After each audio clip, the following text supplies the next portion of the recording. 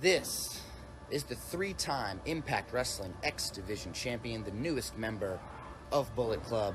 I am the inevitable Ace Austin.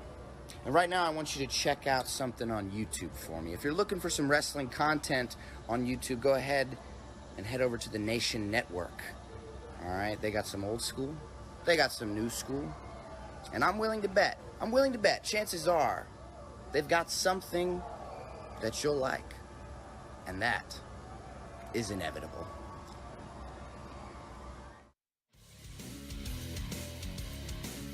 Hey everybody, what's up? Welcome back to the channel. This is Vince McSham, your host. This is the Nation Network, and we're talking about what's news in professional wrestling. A lot going on. Got Andrew Roberts in the house. How you doing, buddy? PFW, nice to have you guys. If you would have told me a month ago that the WWE was going to be the show you had to watch, I would never have believed you. Hell, if I would have said it, I wouldn't have believed myself. But damn, what a difference a CEO makes. We all know that Vince, and thank you, Vince, for everything you've done over the years to create the world of wrestling that we know today, because yes, it existed around the nation before him, the little tribal territories and things of that nature, but on such a big stage with so much money and so many people watching, and the competition that creates to make a better product, for that, Vince McMahon gets all the credit and the respect in the world. That said, the man lost touch with the public a good decade and a half ago. He just has not listened to the fans. He has force-fed us meals that we don't want to eat. And it's all over now. And for anyone who thought for a moment that this was all a ruse and that Stephanie was basically getting calls from her dad and she was acting on his behalf, excuse me, that ain't happening. Not the case. We've got a new sheriff in town, and his name is Triple H. It's time to play the game. And I'm liking the game. I'm liking it a lot. Speaking of the game, I'm creating my own factions over here. I've got to give that a new name, though. It was originally a tag team, then I said, well, let's make it a trio.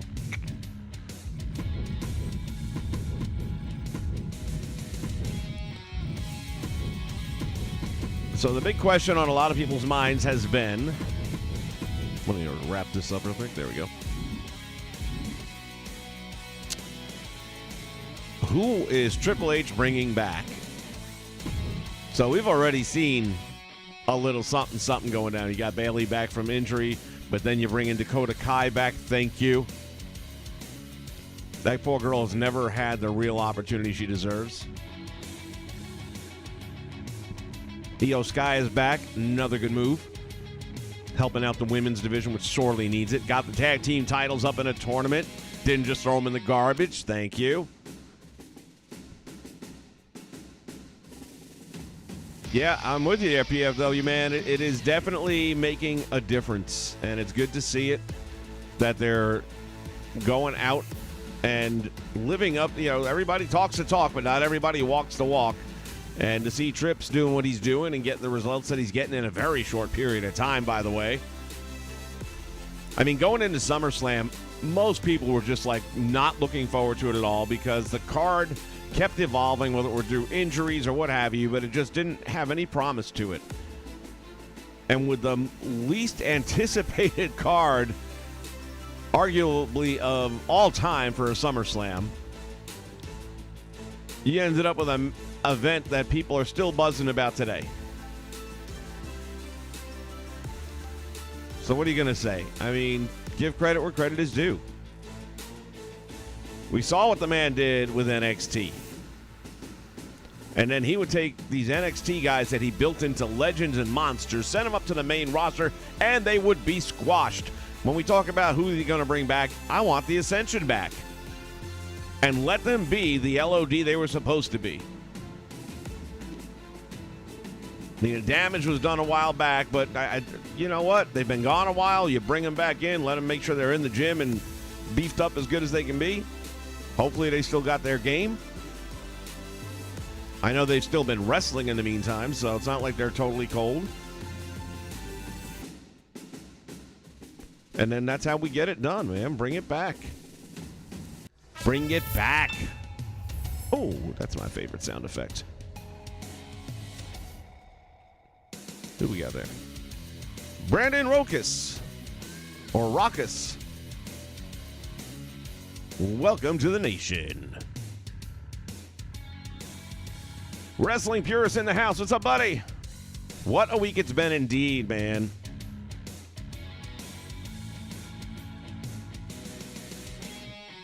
Yeah, SummerSlam was legit. And that was all him, man. He did it. He didn't even have to change a card or anything. He just brought in people. So, last night, let's just look at last night. All right, you got Kevin Owens back. Destroys Ezekiel. Which kind of is, if you look back on my videos, I did the same thing with the same two guys a month ago. Because that character sucked, number one. Let's just call it what it is. It sucked. And that you beat him up so bad that he got his head knocked straight and he came back as Elias. And now Elias will actually be a welcome return compared to Ezekiel. And I think the same thing here. He'll be gone long enough to grow his beard back. He'll show back up and he'll want to kick Kevin's ass for basically ending the career of Ezekiel. Clash at the Castle is going to be phenomenal. I agree. I am so looking forward to that because now we know some things are in play. Karrion Kross is going to end up walking away with probably the Raw Championship. They're going to split them up again. It was a great idea, poorly executed. Surprise! I was just, for weeks now, I was just in my head echoing the words of Paul Heyman when he was shooting with JBL back at the first One Night Only. And he said, you know the reason they put the belt on you? Because Triple H wouldn't work Tuesdays. And it's the same basic thing right now. Somebody's going to get a belt because Roman won't work Mondays. But that's all good. You know, as much as I hate having two world champions, I think it's stupid. If you're not going to have Roman or anyone else with both belts on both shows, then you can't do it. Killshot, what's up, buddy?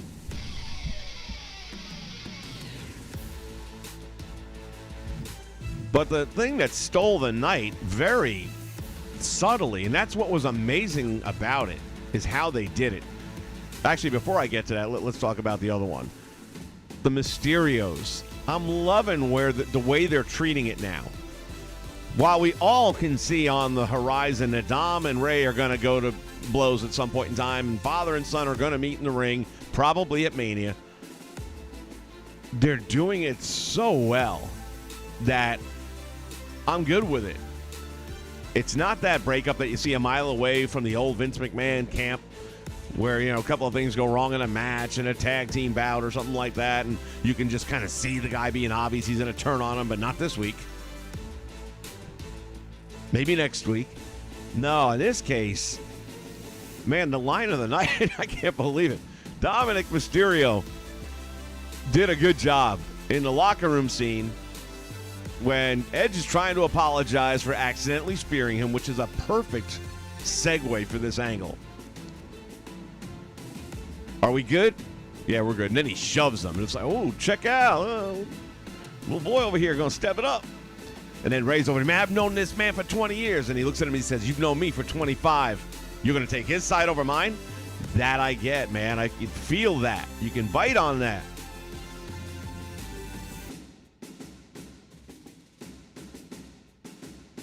All right, Purist, you got to go now. You got to go. You can't, nobody's allowed to like that helmet.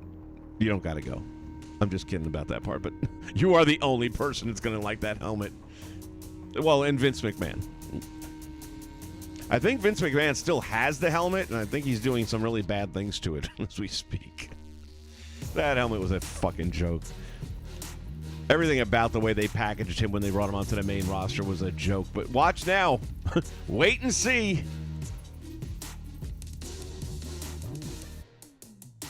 Yeah, again, they should have made the belts as one, which is, again, is what I've done here in my promo and my storyline. And that's it. If you can't do the 2 days, then the other guy gets to win. You know, we'll find some other belt to give you. Give you an Intercontinental or U.S. or whatever so you can all have a belt in your faction. That's all cool. But the world title has to be someone who's going to commit to defending it twice a week. Or at least appearing twice a week. You know what I'm saying. Pruitt, what's up, man? So anyway, that bit with Dom in the locker room I thought was really good. And then when Rhea carries him out, friggin' workhorse that she is, she carries his ass out. They did a good job on the makeup. I'm not going to lie, man. I looked at that kind of close for a minute to see. And I'm not saying it's Walking Dead caliber, but it was good. It looked legit. Now, him selling the ribs and that guy trying to pretend to be somebody of medical expertise in the back, that was pretty horrible. Not so much Dom, you know, acting like he was hurt, but the medical guy, like, not making him unfold his arms so you could check him out and just kind of, like, looking at, does it hurt there? Does it hurt there? That's fucking, come on, man.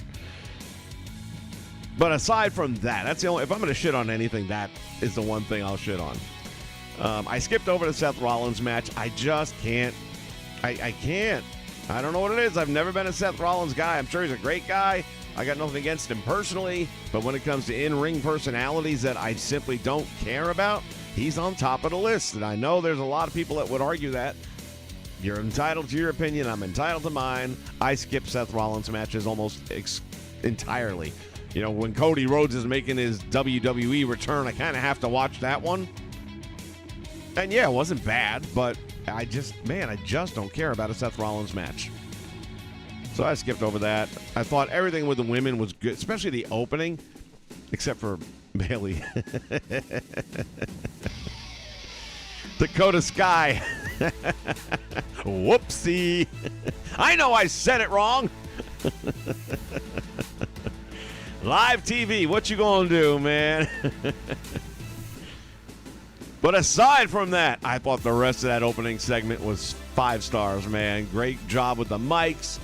Great job, everybody getting their little 2 cents worth. Dakota getting a few shots in.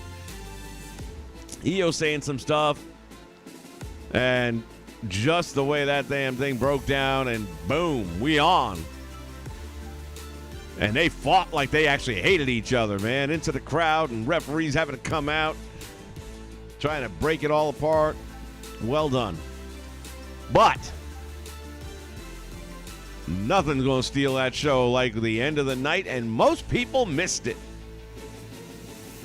At the end of the main event, oh yes, Dolph Ziggler finally getting a win. Thank you, dear Jesus. Maybe they're actually going to let him be what he really is, which is one of the top damn talents on the roster and has been for a decade. Unless he's pissing people off in the locker room, which I doubt since you keep renewing his freaking contract. Now he's kind of past his prime, and that's saying something because he's still amazing, but they wasted years of that guy where he could have been carrying the friggin' ball.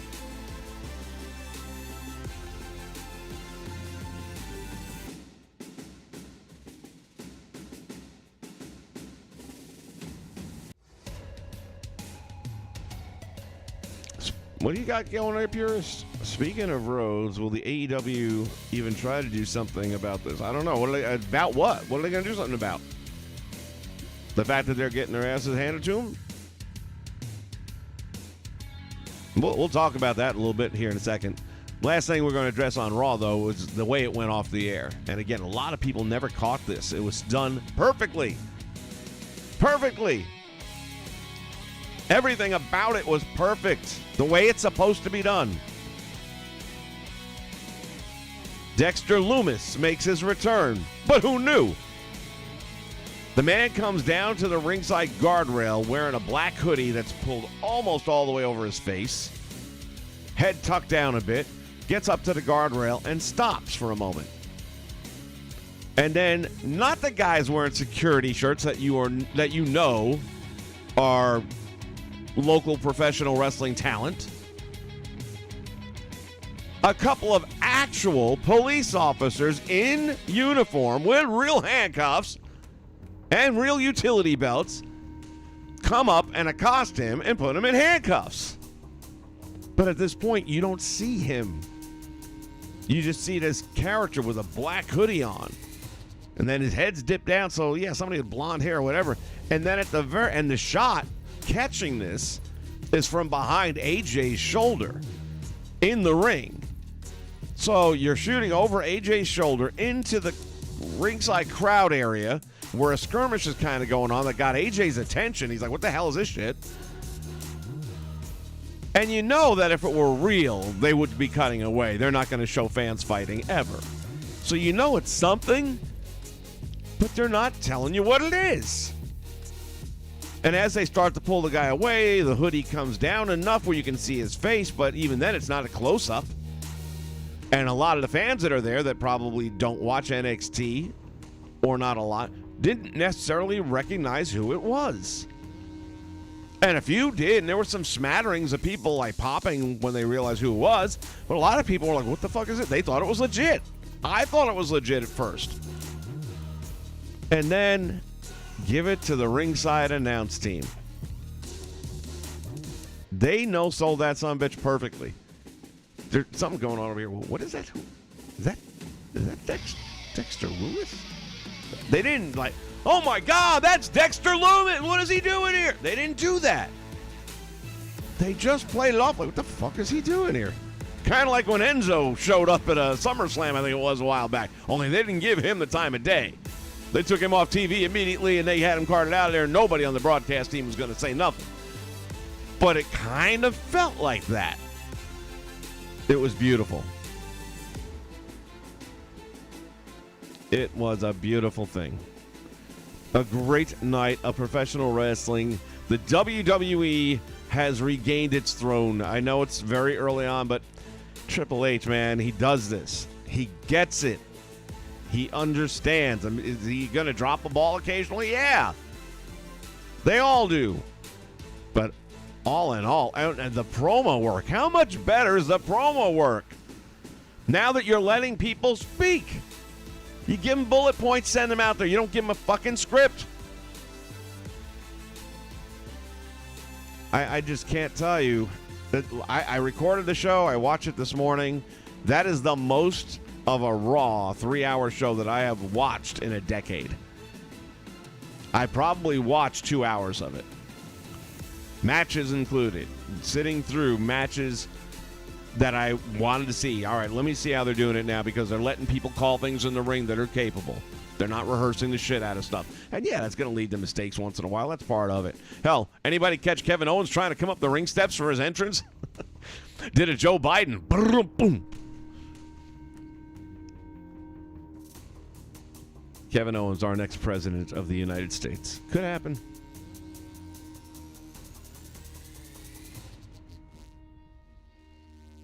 All right, let's see what we got going on here. Tragedy, welcome aboard.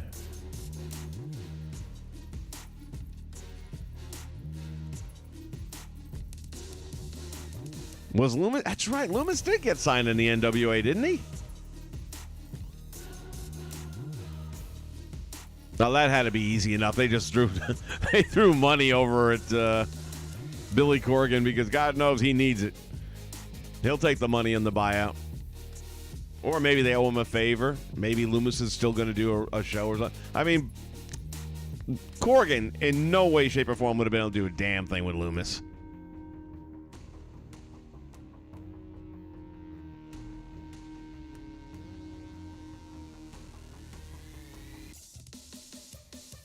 No, I think I disagree with you, Jason. I think the whispering the name was perfect. Because it was like, what the hell's going on over here? It was like they were talking to themselves. The end of the night's pretty much reached. You know, we've got our main event. It's over. Are we even on the air anymore? I don't know. What the hell is this shit? Who's this idiot? Is that Loomis? I mean, that's how it would go down if it were real. So, I thought that was perfect. Survivor Series. Okay, I stand corrected. I had the initials right. How about that?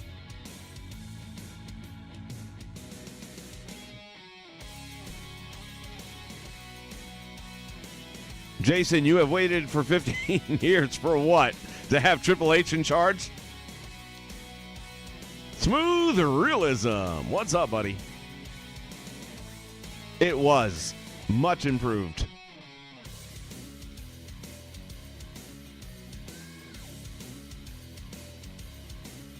Oh, yeah, that's another thing, too. I forgot about that. So, what they didn't show you on TV, well, there's things they did and didn't show you. Things they showed you didn't even know you saw because you didn't really see it. So, when Kevin Owens is leaving the arena and gets run down by, I don't know, it was Josh Matthews, whoever the guy with the microphone was, and he runs him down and says, Kevin, I got to ask you about, what you did in the ring tonight. What's happening behind them in the parking garage, I didn't catch it. Most people didn't catch it. There is a legit looking car wreck. I mean, this car is wrecked. And it slammed into the cement pole there in the garage. Okay, now whether it really hit the pole or not, probably not. But the car is smashed. And there's cops there doing a report and all this, and people, but it's so far in the background that you don't even notice it. You just think it's a couple of people back in the background. That's supposed to have been Dexter Loomis getting into the building. So again, more to come. It's just the way they did it was spot on perfect.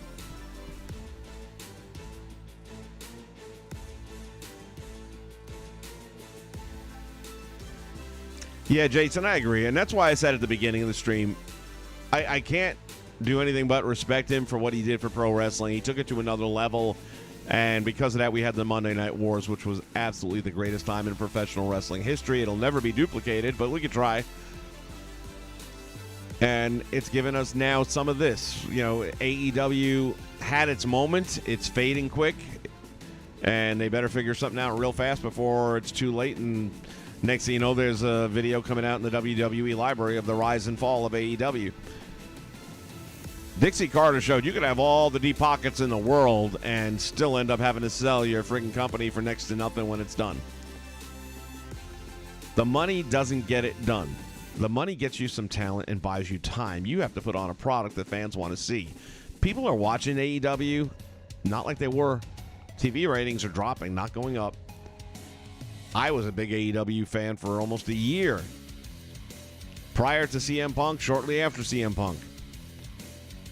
And I have cited my main reason why I don't watch it at all anymore. But that was just a nail in the coffin. I was already heading in that direction. There were a couple things I can still tell you right now. What I like about AEW is the Blackpool Combat Club. And that's it. And Britt Baker. And that's it. Other than that, I just have nothing. There's nothing about the way they're doing stuff that I believe in, and they're starting to, and you knew it had to happen, man. You can't sign that much talent and not have people, vying for opportunities to get on TV and get in front of the big contracts and all that. Yeah, everybody's getting paid a good paycheck, at least most of them are, but that's only part of the battle. Guys like Miro are not going to sit in the fucking locker room. I don't care how much you pay him. He wants to be in the ring. His value goes up as more he's on TV. He can sell more merch. He can get more subscribers to his channels. Bottom line is a bottom line. And they've been really mishandling him. I mean, they brought him out as the monster that dominated the TNT title, took it off him a little bit too soon. But then after that, pretty much he's an afterthought. And like, what? First off, he's a legit fighter. I mean, he's legit. He's a beast. The fans love him or hate him. Either way, doesn't matter. People will watch him. I will watch him. I can't watch him because you don't put him on fucking TV.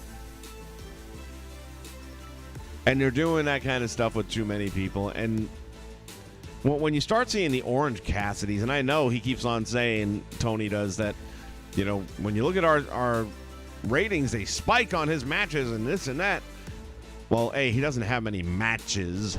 Okay, he kind of stands there with his hands in his pockets, which...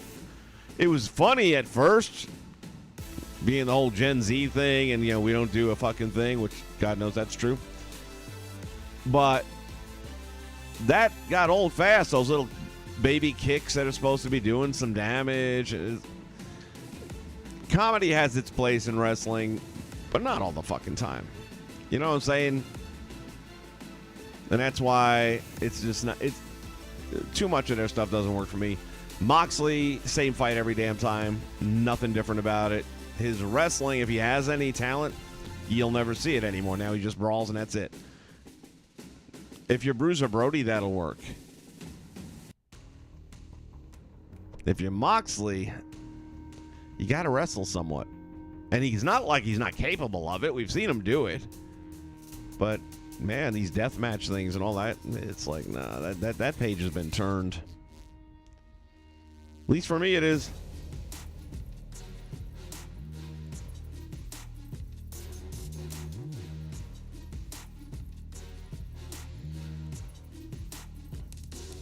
You know, and Smooth, to your point, I don't want to see indie guys dominate either.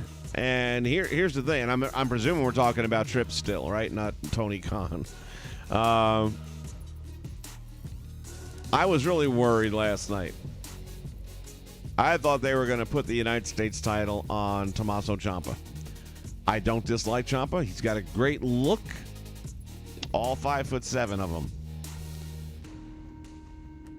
There's just no way in the world, no matter how many run-ins and cut through the ring distractions and turnbuckle pads missing, head to the turnbuckle ring, no matter how much of that shit you do, unless a truck drives through the ring and hits Bobby Lashley, then there is no way Tommaso Ciampa gets a 3 count over him, much less a submission. So that when he went for the 3 count and kicked out, I was like, okay, that's exactly right. You wouldn't get him.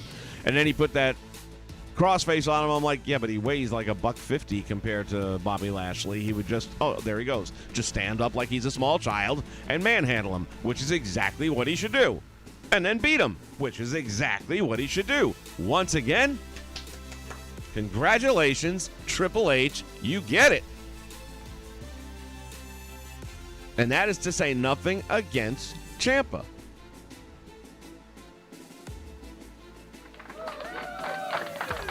That's for Triple H. I think Ciampa's a tremendous wrestler. Intercontinental title? Absolutely. Go for it. Take it. U.S. title? Absolutely. Go for it. Well, not right now because the champion is Bobby Lashley. Find yourself somebody of average size.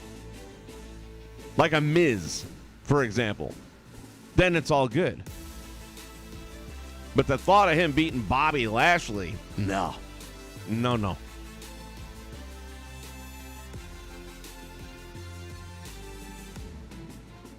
You haven't seen Riddle lately. What's going on with that?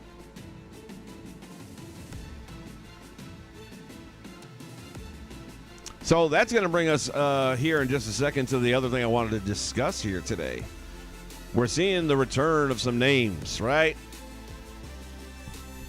Now, the WWE can't just keep signing people either because Khan, the other Khan, cut people loose for a reason. Money. So if you're hiring all these other people on, some people gots to go.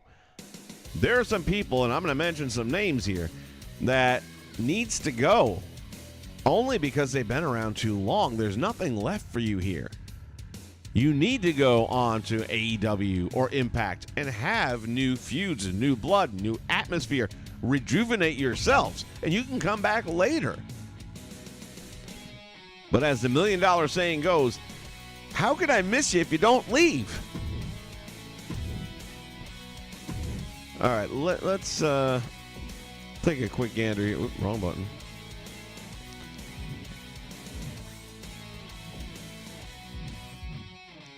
Let's go back this way. I'm sorry. People that all right, so AJ Styles.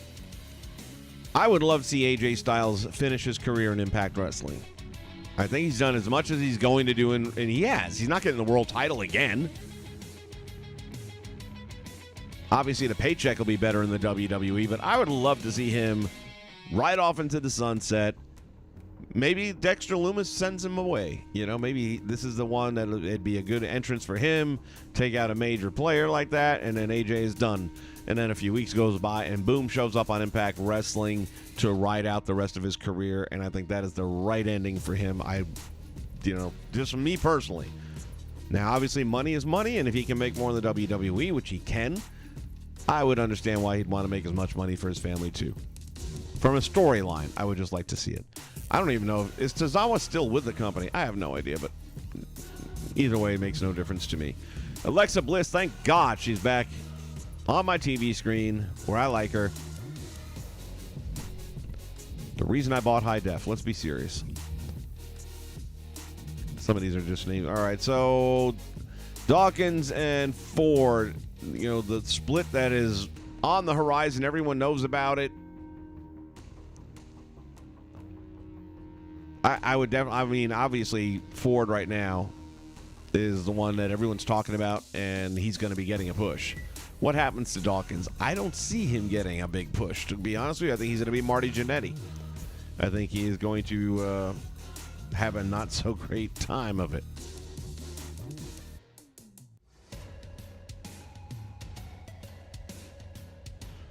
Got my girlfriend monitoring tropical storms. She worries about this shit. I don't, man. I'm an expert now, man. I got an RV in the backyard that I don't want to pay anymore, so I'm hoping a tree comes and flattens that fucker.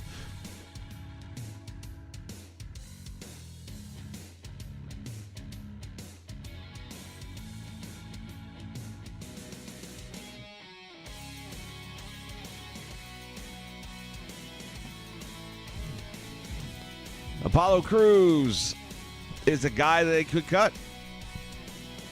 I think they've done as much with him as they're going to do, unless they want to leave him in NXT or put him back down in NXT or whatever the case may be with that. But NXT is really supposed to be up-and-coming developmental. Again, another guy I think would be phenomenal in Impact Wrestling. I think it would be a tremendous fit for him. Imagine him with his physique and his abilities teaming up with Moose. There's a tag team for you. Daivari, I can't even keep up. Is he back? Is he gone? He left for a while, came back, and when I say a while, it was like a cup of coffee. But I'm only looking at the real names here, so Asuka's not going anywhere.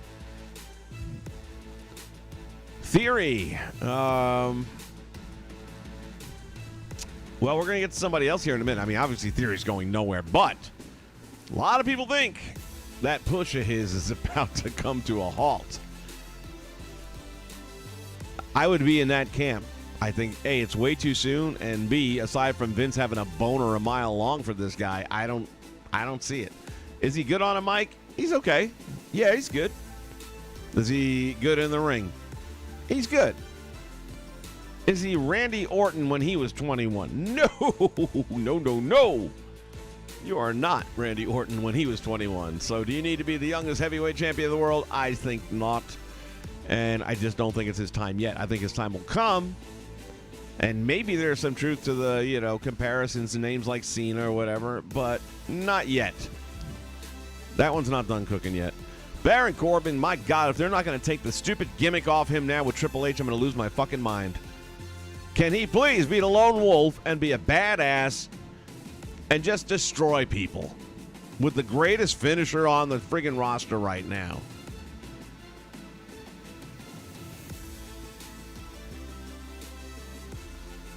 What's this? Newsflash.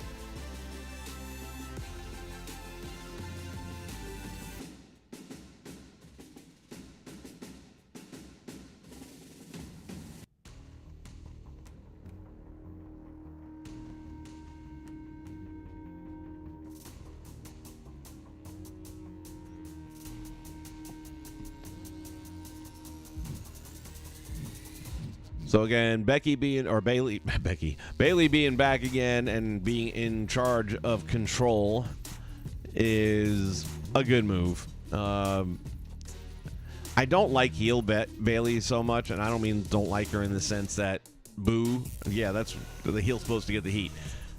I just don't enjoy her as a heel. I loved her with the ponytail and the stupid blow-up guys, and that entrance music was fun, and the girl next door thing worked for her. Being as bad, conniving bitch, and I don't know. I'm not feeling it. I haven't felt it. But I do like her in this faction for the moment. We'll see where it goes. Becky's going to be gone again. Injury prone. Last night was the first night I kind of, I won't say liked Bianca Belair, but I wasn't completely like against her either. There's just something I can't put my finger on when it comes to Bianca that just irks me, I guess. I don't like the ponytail thing and using it as a weapon. I think that's stupid as shit. If you can wrestle, then wrestle. I think the ponytail really is the big issue for me. Talking about people that could be coming back, can you imagine maybe could be Peyton and Billie Kay? Why not? Iconics. They got a tag team tournament going on. Imagine somebody comes away and I don't know, when is the finals? At the Clash of the Castle? So whoever comes out on top, they win the tag team titles, they're celebrating, and all of a sudden, who's up the ramp? Boom! I wouldn't be at all surprised. Not a bit. And I think that would be fun to have them back. Bobby Lashley going nowhere. My man, the Boogeyman, wants to come back to the WWE. He may have been joking, hard to tell, but kind of sent a tweet out that made it seem like he was open for a conversation. I'm sure he would be. Braun Strowman, do you bring him back? I say absolutely not. I don't see upside to that one. He had no mic skills, no wrestling skills, but he could flip a car or a table, or hell, if he was around at SummerSlam, he probably could have put the ring back down.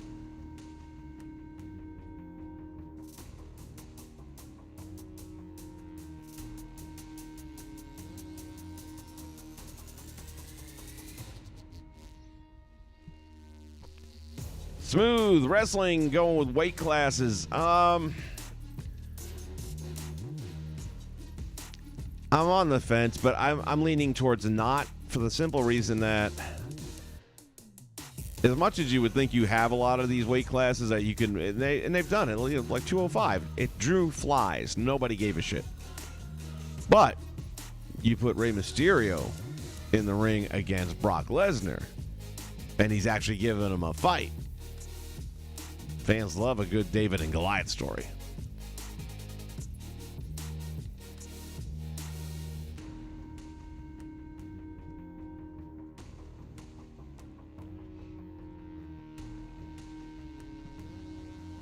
Yeah, Tommaso, we're going to find out, Jason. Upper mid-card could be accurate. I see him getting some sort of a title. I think Triple H feels he owes it to him after what Vince did to him. But we'll see. Dana Brooks, I tell you what, if I had just turned on the TV, started watching that match, I never would have known that that was Dana Brooks. That girl's lost some weight. And I don't mean to say she was fat. She wasn't. She had a ton of muscle on her, though. She had shoulders and she had biceps and all that. And she looked slender. Attractive, don't get me wrong. But not the muscle-bound Dana Brooks that we've all known and loved all these years.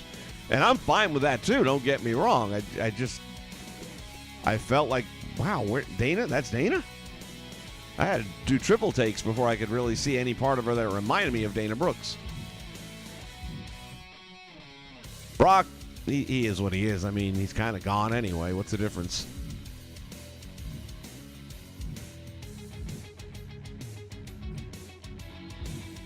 A lot of talk about Cameron Grimes. Is it time to bring him up?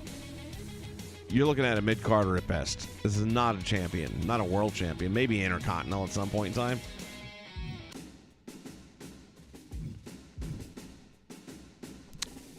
Well, we'll get to that later. Carmella's not going anywhere. She's well-liked in the locker room, puts on good matches. So, again, nothing against these guys, but Cedric Alexander is a guy that you could cut. And another guy who would do really, really well. I know it sounds like a broken record, but Impact right now, still, to me, is the greatest 2 hours of wrestling. I fast forward through almost nothing other than commercials when I watch that show.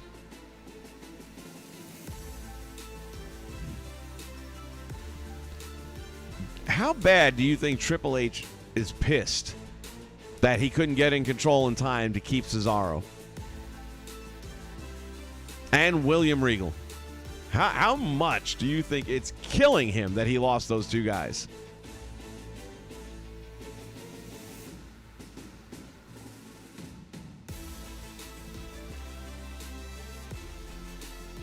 Smooth likes Dawkins. All right. Well, again, and I haven't watched enough of Dawkins to form a strong opinion.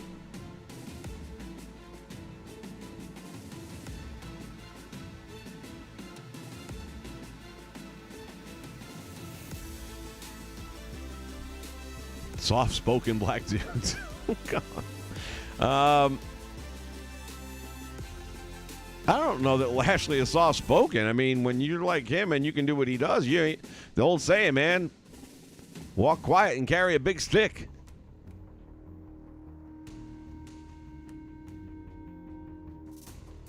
Yeah, Jason, you kind of jumped ahead on me, but I was thinking the same thing. The potential for the way to reform, and I think that would be a good use of theory. And that goes back to, you know, the people that Triple H might still bring back, but you can't keep bringing people back if you don't let some people go. Otherwise, you're going to have the same problem the AEW has. So if these guys are coming back and these ladies are coming back, who's going to go?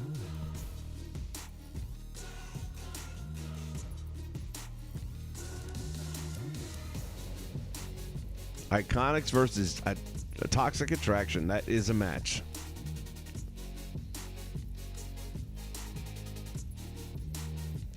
They didn't officially retire. Their contract in Impact ran out, and they decided not to renew, but they also decided not to sign anywhere else to work on their own little personal projects, whatever they may be. But there's a new buzz about the WWE. And now there's a new sheriff in town, and now people are happy to be there. And they're getting freedom to do their craft. And not for nothing, women don't have as long a career for the most part as men do. You got to make that money while it's there. So unless one of them is in the process of reproducing, they might want to jump on this gravy train, even if it's only a 1 year. Come in, do your damage, get your paycheck, say see ya. But I would not be at all surprised to see them show up on stage at the end of the tag team tournament.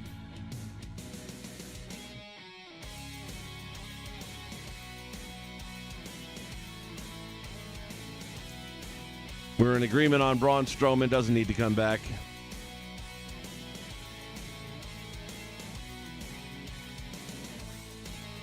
Sean Spears' wife just had a kid. What does that got to do with anything?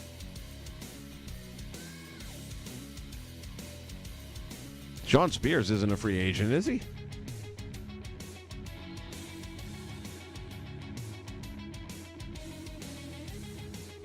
Well, if they're going to put the Hurt Locker back together and do something with them under the realm of Triple H, then yeah, I would be good with that.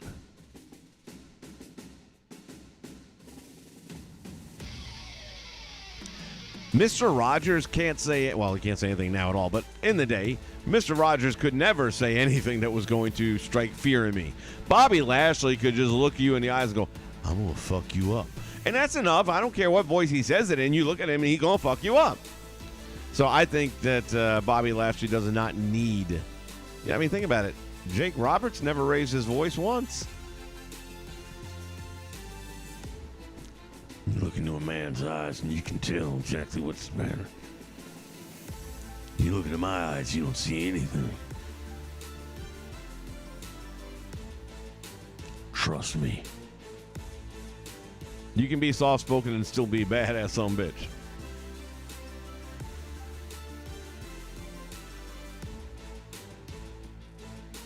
Tom Watts, absolutely, man.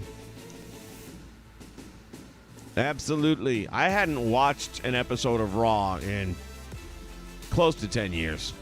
Somewhere in that. I watch highlights here and there. I might record a show, and if I heard something happen, I'll fast forward just to that part and kind of watch it through a little bit, and that would be about it. Last night, I watched a good 2 hours of the 3-hour show. Started really solid, ended really solid, had some good stuff in between.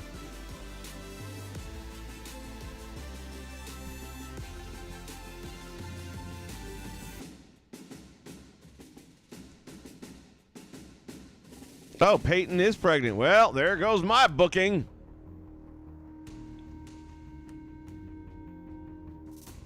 Is she married to Sean Spears?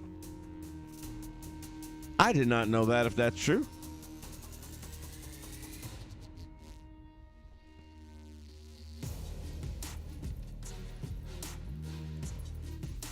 Well, there you go.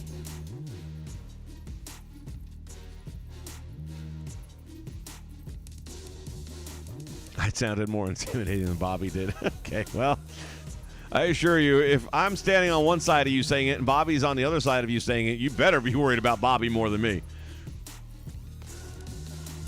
Chad Gable, I wouldn't lose him. He's that mid-card guy who can go. That match with Dolph Ziggler last night got a little sloppy at points, but that's all right. They were calling it. I would rather have sloppy with guys calling it in the ring than that orchestrated bullshit.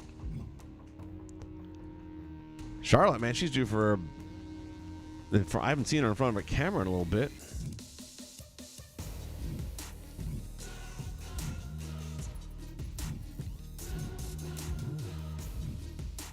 Cody. When does Cody come back, do we think? Royal Rumble? Hopefully. Commander Aziz, a lot of talk about him, maybe staying, maybe going. I've never seen the guy wrestle. Not a once. Obviously, they'll have to repackage him, though, because that is so 1980s. And Dakota Kai is back, thank you.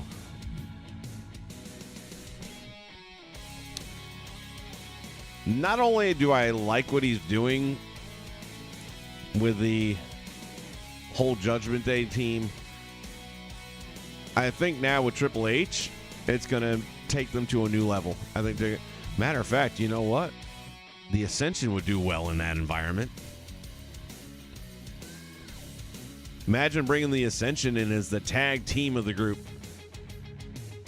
And then you got him and Finn to run singles and Rhea to run the women's division. That gives you a formidable 5 right there. Can you imagine that?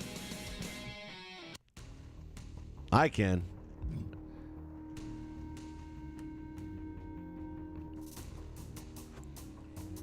Again, to me, Dana just looked dainty last night compared to the muscle-bound platinum blonde I got used to seeing all the time.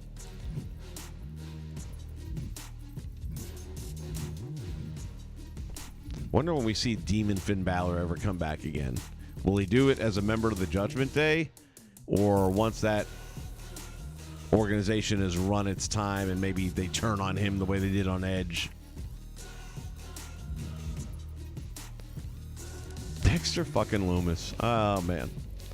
I'm going to have to go back into the little archives here and watch NXT from when Dexter was on the show so I can get a better vibe for what he's about. I know he's like a sociopath, stalker type dude, and I know he had some wacky relationship with Indy Hardwell that ended up in a marriage ceremony where he actually spoke. You got to figure Indy's going to be brought into his storyline. Beg your pardon. Indy's going to be brought into his storyline at some point, I'm sure. If he's getting into it with AJ. Whether she comes out to stand by her man or whether AJ brings her out to distract him. Again, Dolph Ziggler, man. They need to finally give this guy the ball, let him run with it a bit. I know they ain't going to put the world title on him at this point in time. He just needs to be a part of the big show. He needs to be there. I don't know enough about Dijakovic to have an opinion of him. Like I said, Dom yesterday was the first time he impressed me. I mean, his in-ring work's been okay. Nothing bad about it. But did I care about him in a match or a storyline? No, not at all. But last night was different. Last night, there were some feelings involved. And he and Ray did a good job with that.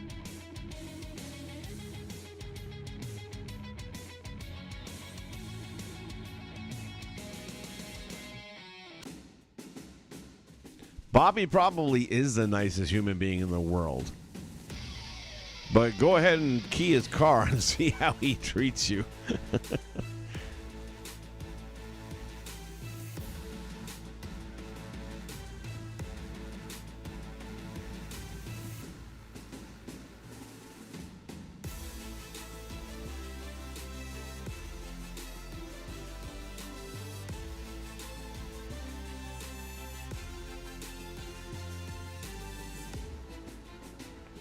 Man, Ziggler is fine in my book. I don't think you need to change anything other than his win-loss record. Give him some wins that matter. Dom finally grew his set. Dewdrop. No opinion. Gulak. I don't know the guy. I mean, I've not seen him wrestle either very much, if any. So, I know he's supposed to be a really good technical wrestler. And again, you can't cut everybody. You have to have your mid-card, otherwise you don't have a card. McIntyre, do we give him the title? I feel like you owe him the title. Because he had that worthless run during COVID with no fans. And I think he earned and deserves to have at least 6 to 8 months as the world champion with a live crowd to react, whether that's positively or negatively. He's earned it. And I feel like he got screwed over by just getting it during... He should have kept it through COVID and into the fans.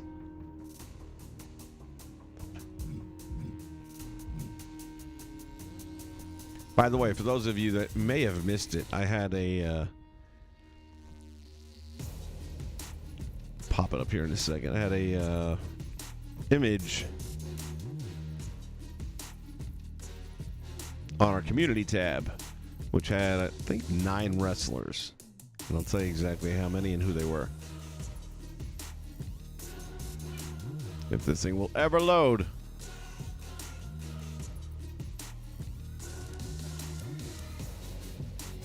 Oh, the internet, you are such a fickle bitch.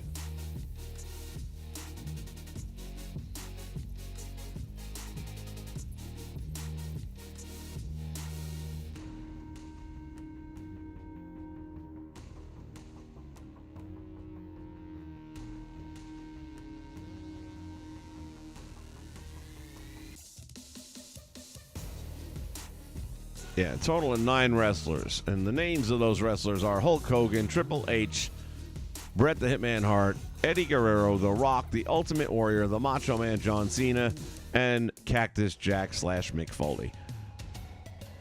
And it says, get rid of 2. Out of those 9, you've got to cut it down to the top 7. And again, I'll run down the list of names in case you didn't catch it.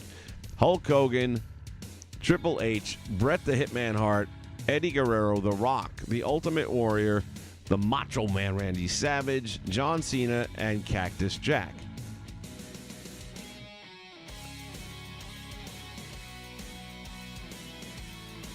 If I can get the damn thing to open. What the hell's going on with my internet? Fucking Russia. Or now it's probably China. They're pissed off. I always say better pissed off than pissed on. Got a lot of hits on this one. And let's see, we got Foley and Warrior. That was my two as well. But a couple of people agreed with that. So Foley and Warrior out of those 9 are the ones I cut. And believe me, I had a hard time on Warrior because I loved the Ultimate Warrior, especially back in the day. But out of those 9 names, overall value to the organization so far as professional wrestling and how long they were in and what they did, Warrior wasn't quite there with longevity. I have a guy who said Brett and Eddie, I guess. Brett and Eddie. Really?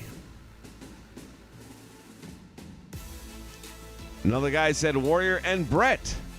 Just not a Brett fan. Wow. But then again, I say that about Seth Rollins and people, give me shit about it too. It's like, you don't like Rollins? No, I don't. Not that I dislike Seth Rollins the person. I just don't care for the character. Another one said Triple H and Cena. Now, come on. Say what you want, man. Tripp's had some great matches. Yeah, he married the boss's daughter. So what? He could wrestle. He put on a great match. He told stories. He was a multi-time world heavyweight damn champion and the leader of the Generation X.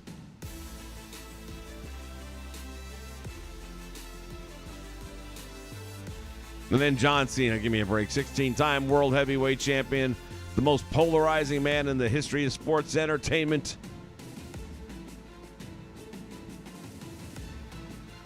Those 2 names cannot be cut from the list. Sorry.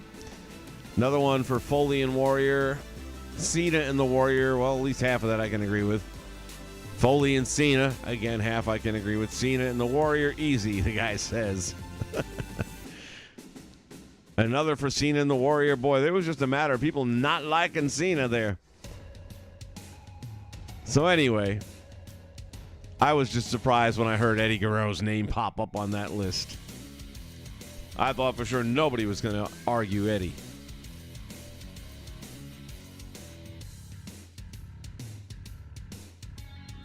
Smooth Dom is definitely turning heel, man. They've made it. But they're doing it in the right way, and that's what I said earlier on here. Jason's got Hogan in the world. Come on, man. Hogan? There is no wrestling without Hogan. We're still in barnyards, man. You ain't got to like him as a wrestler, but you can't cut the legend.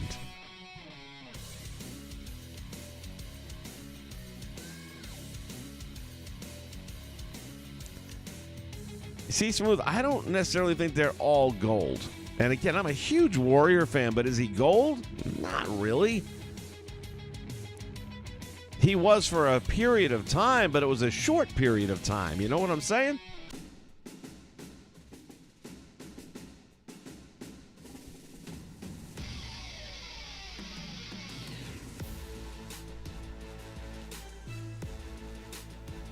Charisma definitely has an issue to do with it as well. And the end of the day, I think really comes down to a lot of how much money did you draw and how long were you able to draw it. And that's why Cena can't come off that list.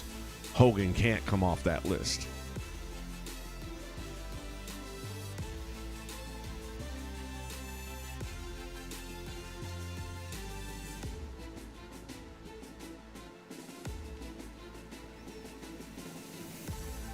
Stephen Ames, welcome aboard, buddy.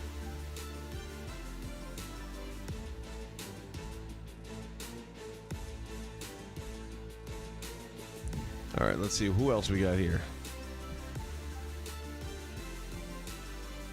And it's Dakota Sky, get it right. So Edge, he's doing great with what he's doing right now. I'm loving all of that. I'm still not sure that Edge doesn't end up back with Judgment Day. Like this whole thing with the Mysterios, maybe breaking them up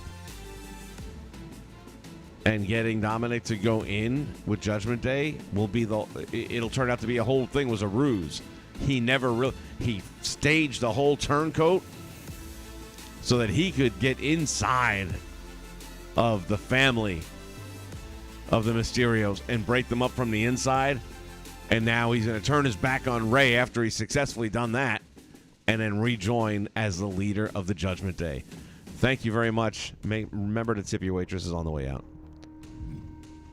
Elias will be back as Elias. I think he'll get a good ovation, a decent pop, and it'll last about a month. And then unless Triple H has some sort of magic wand he can stick up this guy's ass, I don't see it happening.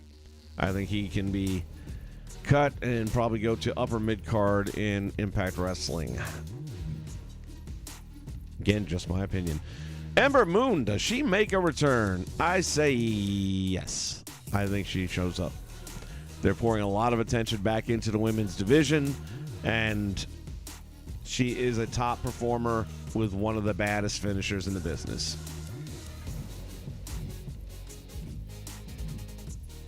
Does Eric Young return? No, just kidding.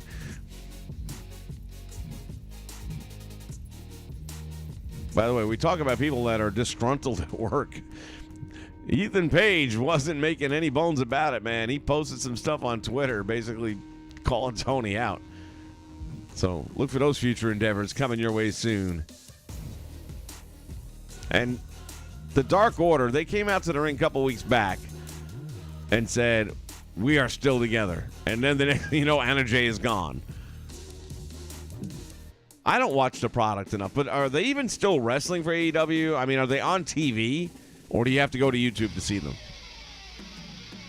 Because I have heard nothing about the Dark Order. And the sad thing is the fans loved them.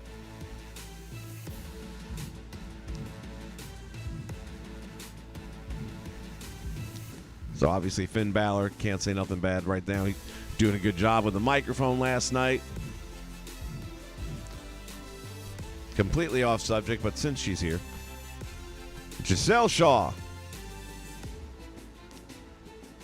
I'm just going to say, I thought she was an actual chick. And I'm getting a little tired of dudes. Look, it's bad enough when you're a dude who has to pretend you're a girl to win the college swimming championship. You should be proud of yourself. Because you know you'd be number 800 if you went against the men. Because you suck. But you'll go into the women's division. Now, this is wrestling. I get it. It's all predetermined outcome. You're not beating anyone. But you are taking a roster spot and a paycheck from someone. Would Giselle Shaw, if she were wrestling as her true identity, you know, in the sense of a guy, she's a guy. Would she be able to make it in a men's division? I haven't seen enough of her in ring work to say. But I doubt it. Just like the Awesome Kong wannabe over there in AEW, whose name I can't think of right now. But she wouldn't make it a minute in a guy's promotion because I don't know why I'm saying she. She's a he. He's terrible in the women's division, and that's where you should be able to manhandle people that only weigh 150 pounds. Constantly dropping things and just missing things and just... But in the meantime, you are taking away a paycheck from a female wrestler who could be moved up from an indie show. Or getting more time instead of being on AEW Dark on YouTube. So, and again, in this case, it's Impact Wrestling, but I just have a uncomfortableness when a guy is passing himself off as a woman. Not just like, again, I've mentioned this before, not like Santina Marella. We're all in on the joke. We got it. Giselle Shaw is posing 100% as if she's a female. She's not. I don't know. It's only because it's wrestling. I mean, imagine if it was MMA. Would we be okay with it then? That a person with a male frame is beating the shit out of a female? No matter what hormones you're on, that will not make a difference. You'll have an unfair advantage. Now, this is not an advantage thing. This is strictly a paycheck thing. In some ways, having guys in these roles, like Giselle Shaw, should help protect the other competitors because the women are usually lighter weight, and you should, if you're a guy, be able to manipulate them and drop them safely and things like that.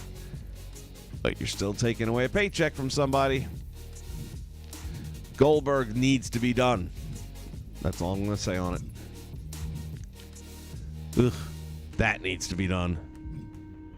If you're not going to change him back to the lone wolf, then cut him loose. Let him go somewhere else.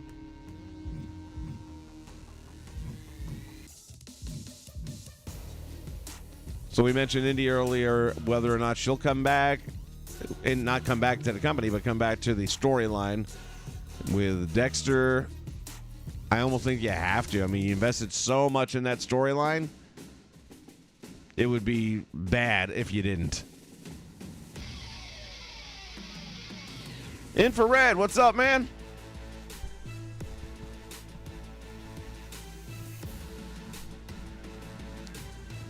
Yeah, Ember Moon, again, I'm right there with you.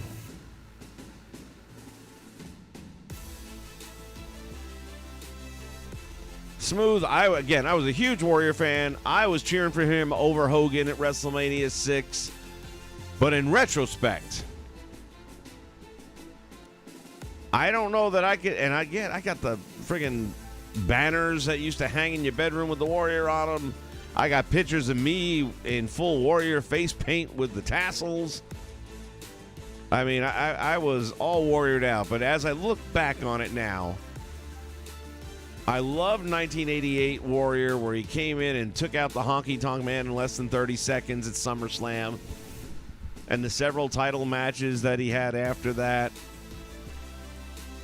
I even kind of enjoyed his run with the Macho Man. But that accounts for a couple of years. Hogan ran all the 80s, most of the 90s, then came back, turned heel, and did it all over again. Then came back as a heel, turned again, and did it all over again. I don't see any comparing Hulk Hogan to the Warrior. I just don't. And again, that's coming from a person who really idolized the Ultimate Warrior.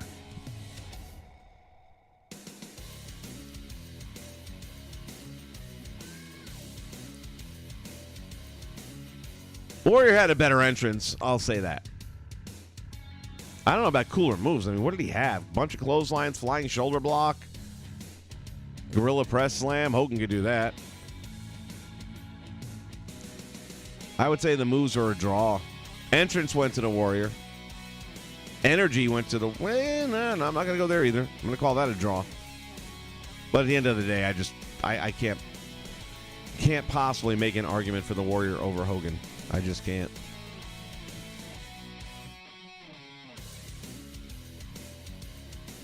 Dark Order is still on Dark and Elevations. Okay, well, nice to know you're doing something with them, Tony.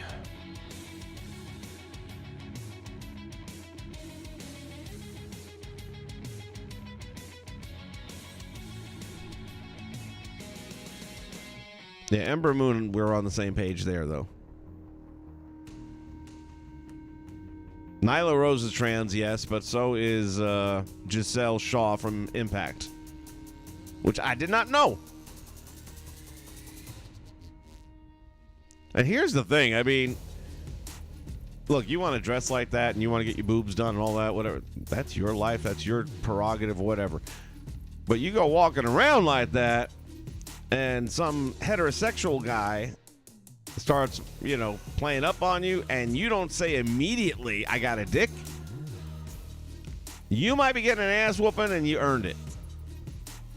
Don't let a guy be buying you drinks and shit thinking that he's got a chance with a girl, and you know that that's why he's hanging with you, and then you take advantage of that. I'm just saying.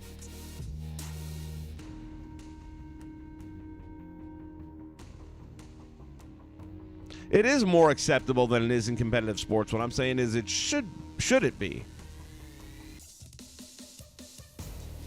And why is nobody saying anything about it? Why are the female wrestlers who aren't getting these contracts not speaking up, saying, oh, it's nice to know all these guys are taking our jobs? Maybe if I throw a pickle in my shorts, I can get on the main roster for the men.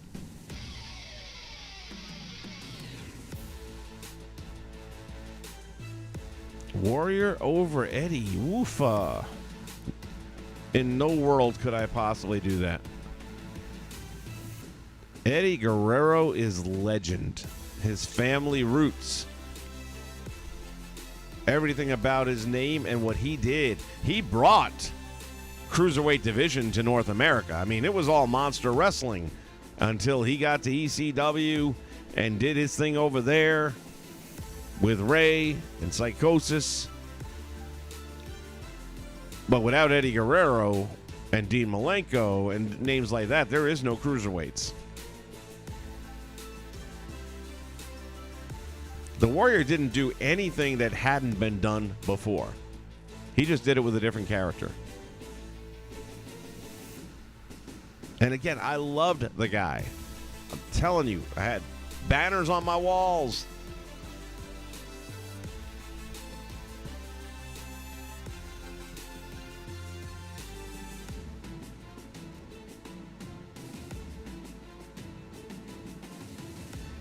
Then you're entitled to your opinion. That's fine. I mean, if you think the Warrior is better, that's right. And you also have to remember, and I don't know if you've seen, but I mean, if you watch matches of Hogan in Japan, he could wrestle. Vince wouldn't let him. But if we're strictly going off WWF stuff, then neither one of them could wrestle worth a shit.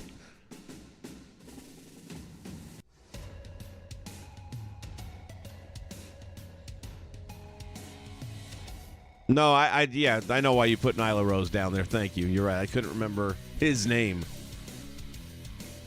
You know, a fan at AEW a little while back, maybe a couple months ago, brought a sign saying, the sign said Nyla Rose. It had an arrow pointing to the guy in the seat next to him. And it said, Nyla Rose is this dude's dad. And he got ejected from the building. And I'm like, seriously? Nyla Rose the dude, so he's pointing it out. Have we all lost track of reality?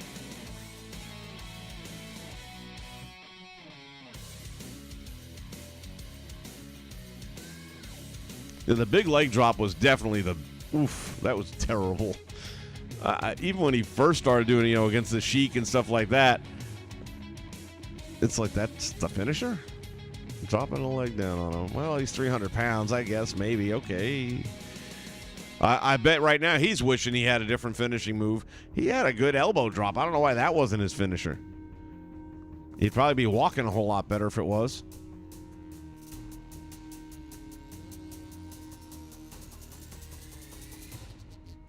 Do I think Sasha and Naomi are coming back? No, I don't think so. I know so. They've already re-signed. Now the only question is when.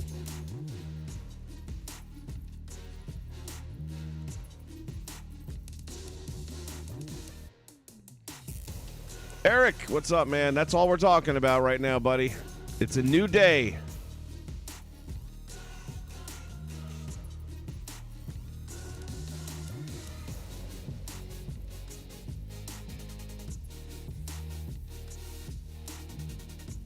Yeah, again, I mean, nobody has done for the business what Hogan has done. Period. Whether you like the guy or not, you can't take that away from him. Same thing with Vince McMahon. The last 10 years plus, he's lost touch with it, and while I don't like what he's done to the product, I can't take away from what he's done historically. And the fact that wrestling is where it is now, gaining the national attention that it gets on a regular basis between two major companies, you can make an argument. Impact can't be in the conversation until they get on a network that more people have access to. No pun intended when I said access. The channel's called Access, yet a lot of people don't have access to it.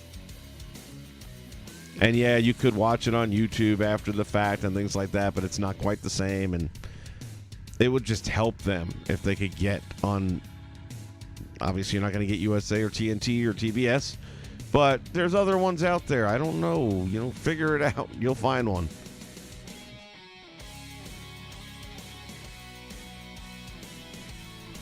No, I seriously doubt Braun is coming back. I seriously doubt it. Io Sky was a good name change. If you're going to make it a name change, I thought that was a good one. He's not coming back.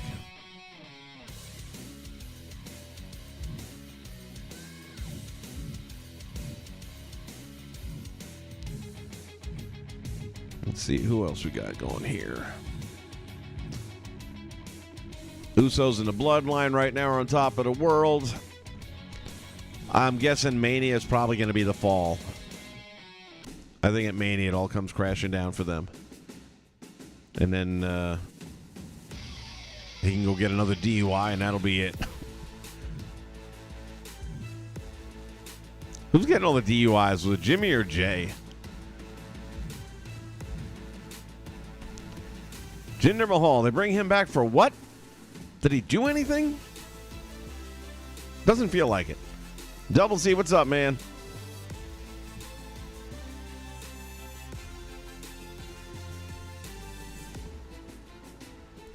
Yeah, you got to think they're going to come back out and they're going to want... Well, now that we know that the Iconics can't come back, I'm going to change my storyline, and whoever wins the tag team titles will be celebrating, and then at the top of the stairs or the ramp. Got a sneeze coming on.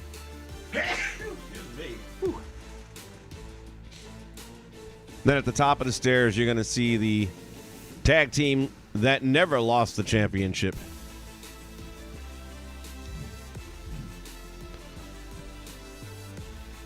Cena's due for another run. Who knows when? It'll be a short one, too. But I think he'll come back. John Morrison, do you bring him back? I mean, I bring him back just because I think the guy's the most talented sumbitch there is out there. He's getting a little bit past his prime, but if he's not coming back, then he needs to go to Impact because there is nothing for him at AEW. It was a wasted effort over there at AEW. Impact can do a lot with him. Johnny Gargano. I would be shocked if he doesn't come back. I think Johnny comes back, put him with Theory. You got the way. And then I think that's the best chance for both of them, really. You got one who's too small to be on his own, and the other one, I just don't think he's ready yet. And Johnny's got a lot more experience under his belt. It's a good rub. That's what I would do. A lot of rumbling and bumbling about Moxley coming back at some point in time. I'm good if he doesn't. I'm real good if he doesn't. The only thing about him coming back that could possibly be salvageable is if they're going to reunite the Shield. But I'm saying that and I'm thinking at the same time, does that even matter? Well, you figure by that time, I don't know how much time he's got on his contract, but I feel like it's another year at least. So let's assume it's at least a year on his contract. By that time, the Bloodline's done. Roman's lost the titles. Usos have lost the titles. They probably nuclear exploded from inside, or The Rock came in and laid the smackdown on all their candy asses. And now Moxley shows up and reunites the Shield. That could work for a short period of time. Jonah coming back. God, I hope so. That's another rumbling that's been going on. He's over in Japan wrestling, but those contracts are a little bit more flexible. And he is somebody who they shouldn't have let go to begin with. That was a mistake. No, Jonathan Gresham is not going to show up in WWE. Not even NXT.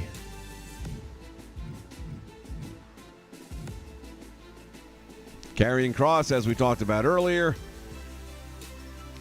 is going to probably end up taking the Raw Heavyweight Championship at Clash of the Castle. I'll be surprised if he doesn't.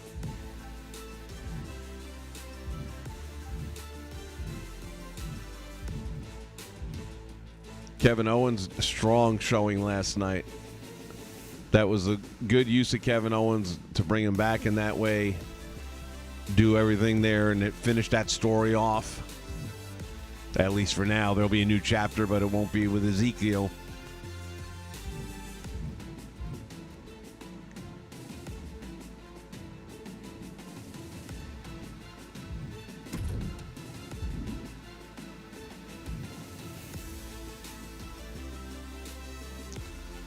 Kofi, they're not going to get rid of the New Day at all. These guys are just too entertaining, and they do too many other things there. You know, you got the up, up, down, down, and I just don't see them going anywhere. I think they're too connected to the fans. I think that would just be really bad PR for them if they did. This guy, they gotta either pull the trigger or let him go. He's got too much talent to be wasted. And this male modeling bullshit, ugh. It reeks of Vince McMahon. Kill it. Kill it with fire. And now Lacey, poor Lacey. Oh my Lord, after getting saddled with the worst heel turn in history.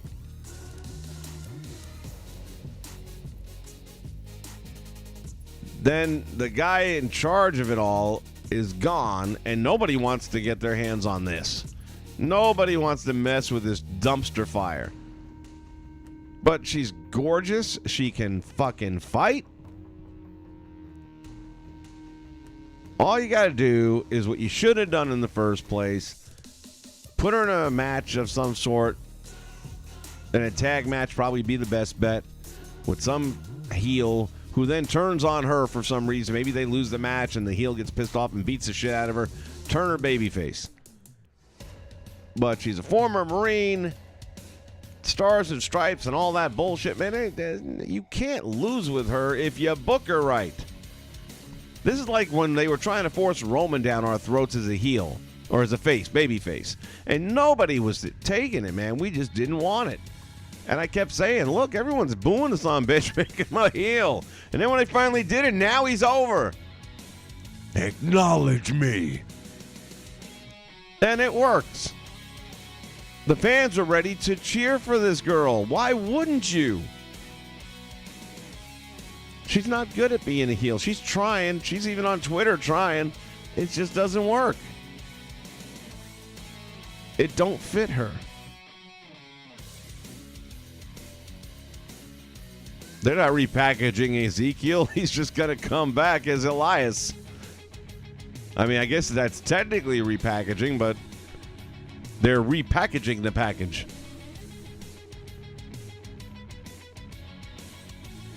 Yeah, Johnny and Candice LeRae will definitely probably come back together, I would think. And if you're going to do that, do you put the way together? And I think you really should. I think that would help. Oh, yeah, Andrade. I forgot about that one.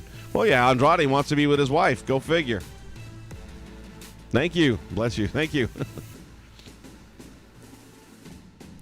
Oh, my goodness. Have we not talked about The Fiend yet? Yes.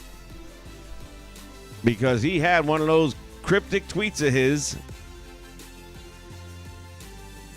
And he mentioned some, like, elite stuff in his text. But honest to God, I think that's just to throw everybody the fuck off the scent. I can't imagine, especially now with the change, I can't imagine him not going to WWE. They can pay him more. It's the only place he can be the Fiend. He cannot do that character in AEW. And nothing else will be as good. Fans won't accept him the same way as if he were the Fiend. It's what they want. It's what they miss. There's no way he's not coming back to the WWE. I can't believe he hasn't come back already. But as a wise man said recently, you can't blow all your shots in the first month or the first week that he's back. You got to spread these things out. You got to have a little more surprise here, a little more surprise there. These, I call them pay-per-views, but they have a new term that they like to use for them. Premier events, whatever. I'm going to call it a pay-per-view. And the thing about pay-per-views was in the past that they were must-see because you didn't know what was going to happen. Somebody unexpected was going to show up. Somebody that was part of another promotion, quite often. Or somebody you hadn't seen in 6 to 8 months because they were injured. And then all of a sudden they would just appear. as if by magic.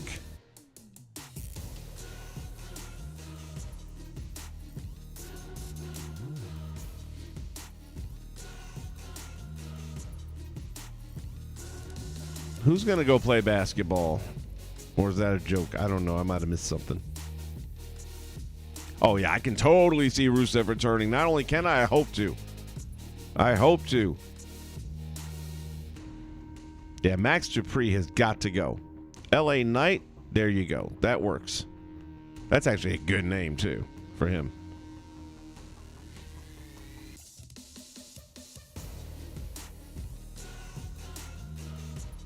Smooth, you like Lacey as a heel.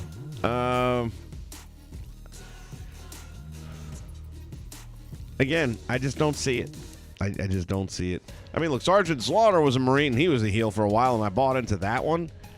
I just think she's better off as a babyface. I just see too much to cheer in her, especially hearing all she's overcome in her life and all that. You drag that out for 4 fucking weeks just to turn her heel. Huh. She does have very strong mic skills, and now you got the ability to talk more freely.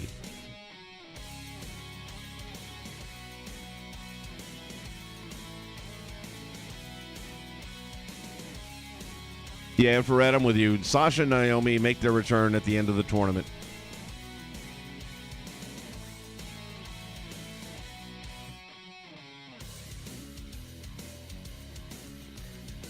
I'm not bad with LA Knight as a name. I think it's an okay name. I mean, they're not going to give him Eli Drake, so kind of pick your poison there. All right, let's get through this roster here and see anyone else. Liv is doing all right. Oh, my God. What did they do to her, though? They fucked this girl so bad. You put the belt on her. Fans go crazy and all that. Then you give her the rematch with Ronda Rousey. It goes 5 minutes on a premium event. And she doesn't even get a clean win. Had she cheated a little and grabbed the ropes for added leverage, the fans would have forgiven her. But she tapped out on the count of 2. Oh, I tapped because I thought it was over. Oh, that's even worse. Admit you tapped and just say, but the referee didn't see that, and the referee's decision is final. That is what it is. You're at least owning the fact that you tapped out. She's just been put in a no-win situation. It's unfortunate. Logan is going to have a limited contract, I'm sure. He's not going to be doing a lot of on-TV appearances, I don't think. But probably more than Brock Lesnar.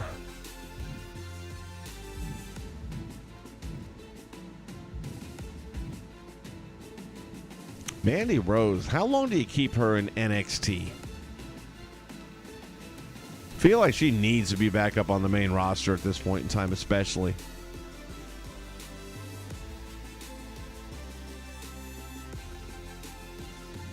Nobody wants Nia Jax. Nobody. The locker room didn't apparently like her very much. At least not those who had to get in the ring with her.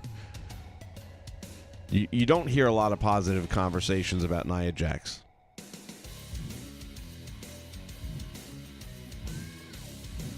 If I'm just skipping people, it's because it really doesn't matter.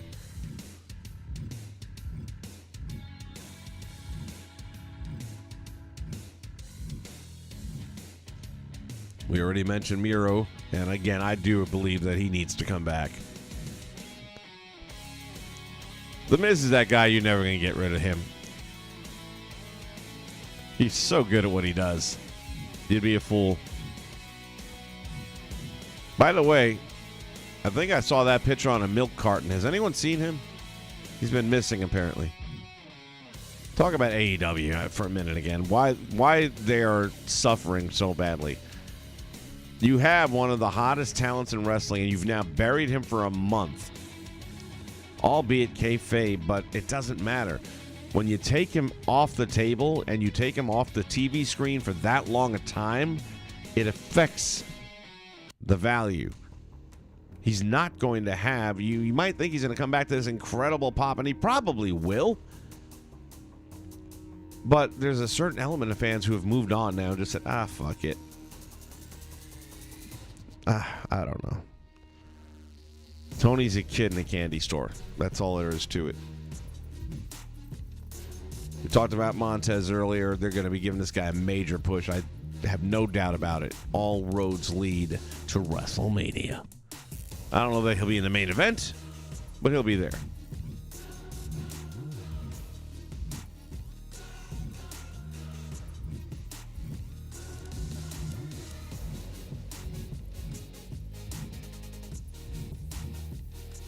I've got to check out more of her work. I know she was out injured for a little while, but she's back, I believe. My first impression of her was pretty solid, seeing her in the ring. I thought she did really well. Is he still a thing? I've come up with a use for him, which you'll see in my storylines moving forward, so I'm not going to spill the beans here, but the only way I would possibly use him in real life. Otis. We'll just say that. Otis. I would love to see Butch gone and Pete Dunne returns.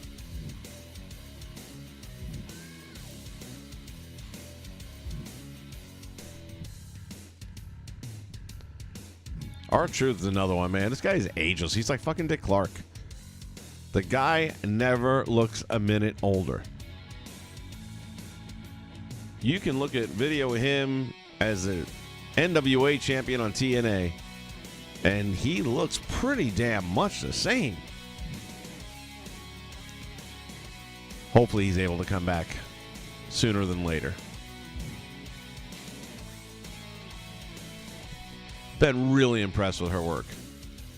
She is a legit badass. Right up there in the category of Ronda Rousey and Shayna Baszler. We're going to talk about those two in a minute. A lot of buzz. Do you bring Rex Steiner up? Well, if you're going to change his name to Rex Steiner, you sure should too. It would be a big bang to NXT to lose him. You could do worse. I wouldn't have a problem with them coming up.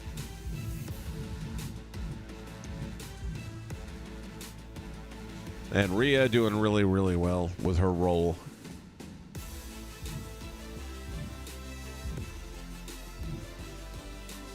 Boogs.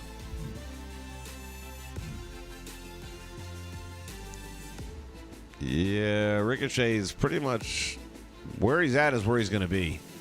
He ain't going to be no world champion. Riddle, on the other hand, most likely will.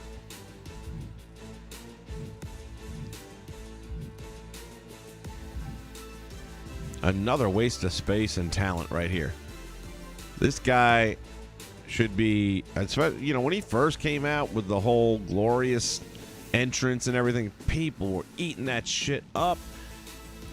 No one, they would have made it look better as a world championship belt around his waist.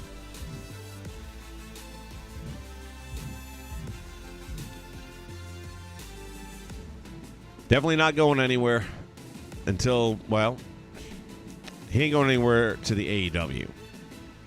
Hard to say how much more in-ring time he's got.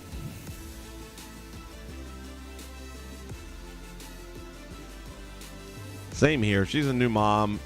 Clearly she wants to spend time with her child, and you can't blame her for that. I just don't know how that works in staying in pro wrestling at a high level.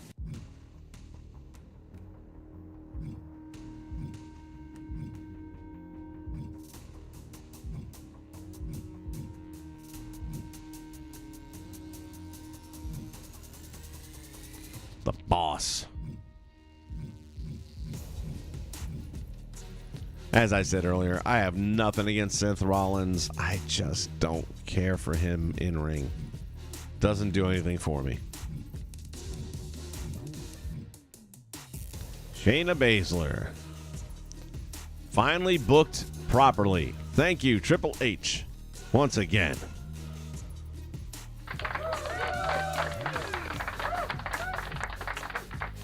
Shayna Baszler is a badass. Y'all know she's like 40 years old? That's pretty old for wrestling. It's pretty old for women wrestling. She don't look it. And she's still a badass, so that's part of the reason why she don't look it. But I would love to see them partner her and Rousey up the way I've done here. I think that is your team to beat once you do that. Sheamus. Hope y'all are sitting down when you're watching this. Should be cut. I'll say it again. Sheamus should be cut. Not because he can't wrestle. He can. Not because he hasn't got a personality. He has one. But because he's been in the same fucking promotion for damn near 20 years. There's nothing left to do. There are no hills to conquer. You've accomplished everything from Intercontinental to Tag Team to World Heavyweight title. You have nowhere to go unless you leave the promotion. You could go to AEW. And in his case, probably a better fit than Impact. I know I've been throwing a lot of people over to Impact Wrestling. This one, I would say go to AEW. I think it's a better fit. I think you'll have better matches. Then after a year or two, maybe you come back.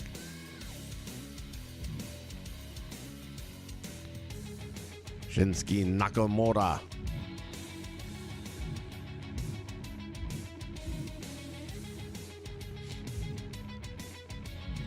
By the way, she's doing really well. Her heel factor is through the roof.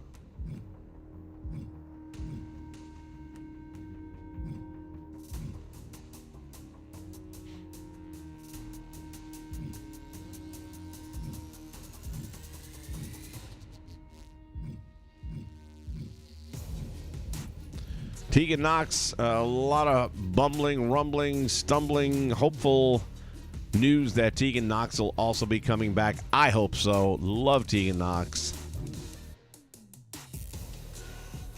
Definitely a possibility. And Triple H was always a big part of her deal with the women's division in NXT. I'm sure that she has fond memories of that. The difference between Triple H and McMahon is Triple H was a wrestler. And I think that's why he relates so much better to the wrestlers than McMahon ever did. And that's why people are willing to come back now.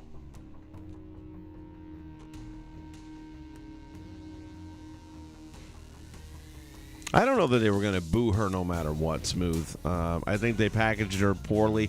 Even in doing those vignettes on her for 4 straight weeks about how hard my life's been, and this happened to me, and then this bad thing happened, and then this bad thing. And after a while, it's like, shut the fuck up. What they should have done is 2 at the most. About how dad left the family and how I raised myself and how I had to do this and I had to do that. But then I made it to the Marines and then I made it to be a WWE superstar. Done. Don't need to hear about your Aunt Tootie and Grandma Gray and all this other stuff after that.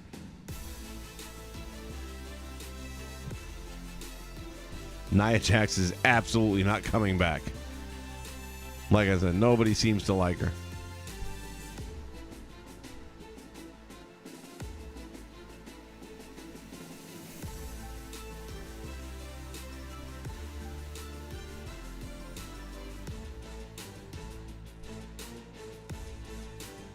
The OGK cause are not mine. I think I went over that at one point in time. They're up there. Somebody else made them. They're 2 different creators, as I recall. And don't ask me who now. It's not any of the name guys that I usually use because they were a little bit less readily available at the time. But I can tell you right now, the Matt Taven, I did a lot of work on that. I did a lot of work on the face, getting it better. So if you're looking for that exact one, you're not going to find it. And I also did the attires once I got them downloaded. But the base models that I started with were already on Community Creations. I'm sure they're still up there. Thunder Rosa had a great t-shirt on. I love it when somebody takes something that was meant to be a negative and turns it into a positive. And I don't remember exactly what it said, but basically the gist of the t-shirt said sandbagging since, 2022. Something like that. And if you don't know what that's all regarding to, Big JH, what's up, buddy? One of her recent matches about a month or so ago, there was, what's the girl's name? The MMA girl. Can't think of her name at the moment. She's terrible. Absolutely terrible. And the rumbling was that Thunder Rosa sandbagged her on purpose to make her look bad. And then the girl had a match a week later and she still looked bad with somebody else. So probably not Thunder Rosa. But anyway, that was what came out on the internet. And a lot of folks were passing that along and hashtagging it. So she comes out with a t-shirt the other day saying sandbagging since 2022 or something like that. But I just thought it was great that she's owning it, having fun with it, making a buck off of it. Is Titus retired? I mean, I know he's like customer relations, but I mean, is he done with his in-ring work? Tommaso Ciampa, again, undersized. It's his biggest dilemma. But a great wrestler. No two ways about it. I wonder if Tony Storm was a free agent tomorrow, would she consider coming back?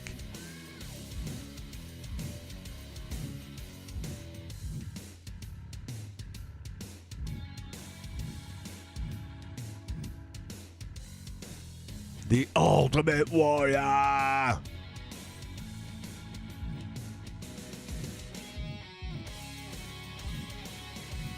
Undertaker keeps on having interviews where he says, never say never. Veer Mahan, help me, somebody. I did not see an ounce of him on TV, and I feel like I haven't seen him on TV in several weeks. Now, I don't generally watch the program, but has he been on TV in the last 3 weeks? Because I have not seen him.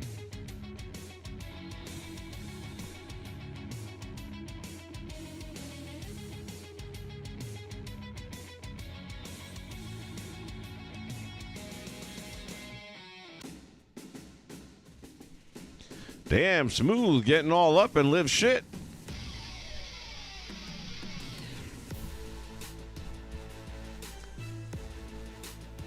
I haven't seen enough of her, to be honest with you. I think her in-ring work is okay from what I have seen of it. I'll agree that I don't know that her mic skills are all that great, especially if you're going to let her freelance. That might end up being a whoops.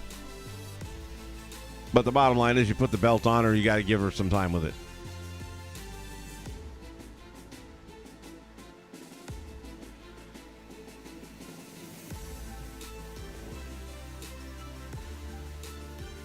See, I don't think she necessarily looks hot as hell. I mean, she's attractive. But I don't think she's like drop dead gorgeous.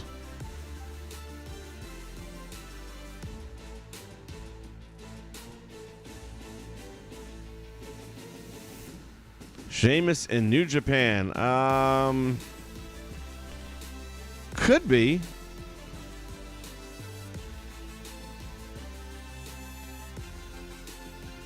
I don't know. Again, I can see him in AEW. I don't watch New Japan nearly enough to say what a good fit would be.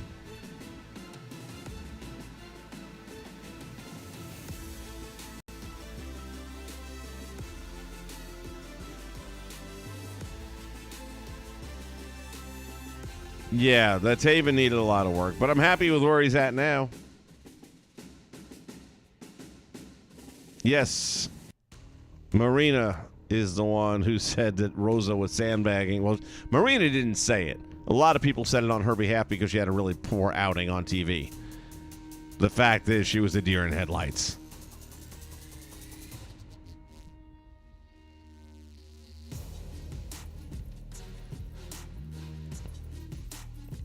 Well, if they are repackaging Ezekiel for the, what, fourth time now, that's going to probably flop.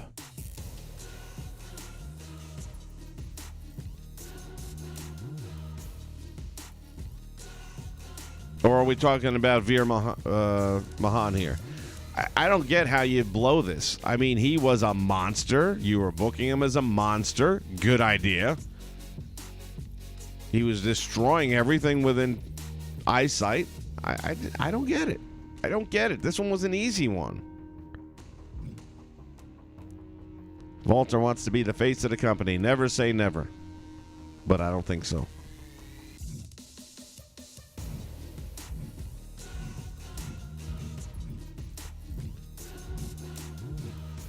All right, and that takes care of that.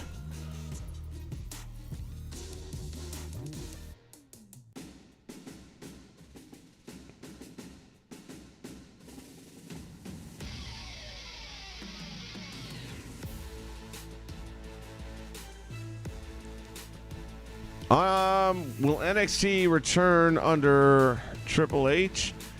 I say no. They're going to probably put it under Shawn Michaels now, which in many ways isn't a big difference, but I think Shawn's been doing a solid job, and now that Vince isn't going to have his hand in the pie anymore, and I'm sure Hunter's going to really give a lot more freedom to Shawn Michaels, because he's going to have his time busy with the Raw and SmackDown rosters, and you got to remember, he does have health issues to be aware of.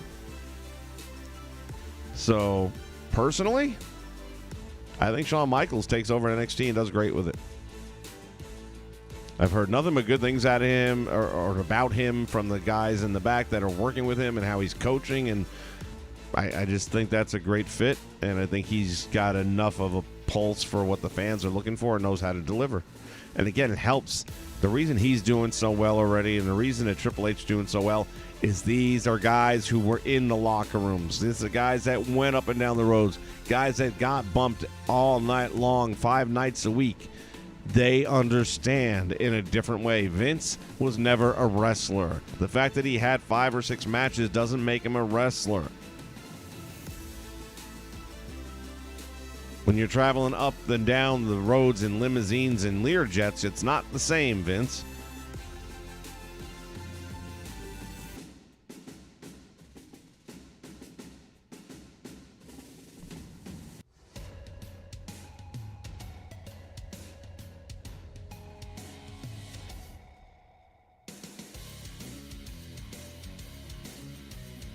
Turn him face and have him go against Almost. That might be the ugliest match we've ever seen. Only thing uglier than that would be Almost's coat from his entrance. All right, ladies and gentlemen, boys and girls, I think that's going to be about a wrap here as we are reaching the 2-hour mark already. So that was a good stream, and I appreciate you guys chiming in here. Good banter back and forth. Covered a lot of ground tonight. The WWE, finally, back on its throne where they belong. How they got so far away, I don't know, but they're back, doing a good job. Triple H has grabbed the reins and pulled that thing back in, and I think there's a lot to be excited about moving forward. I think that they're going to have some of the best wrestling on TV soon, if they haven't already had it. I mean, again, what they did with Dexter Lumis and that whole angle and the little nuggets that are sprinkled in the episode that a lot of people missed, that now when you hear it, you'll go back and you'll watch this scene and look at what's going on in the background of the scene that they didn't even pay attention to. But it's so good that they put that kind of stuff in there. This is really, really exciting to see what I was considering almost on life support version of WWE being brought back. It's good times. It's good times to be a wrestling fan. All right, ladies and gentlemen, boys and girls, I got to get up and I got to get out of here.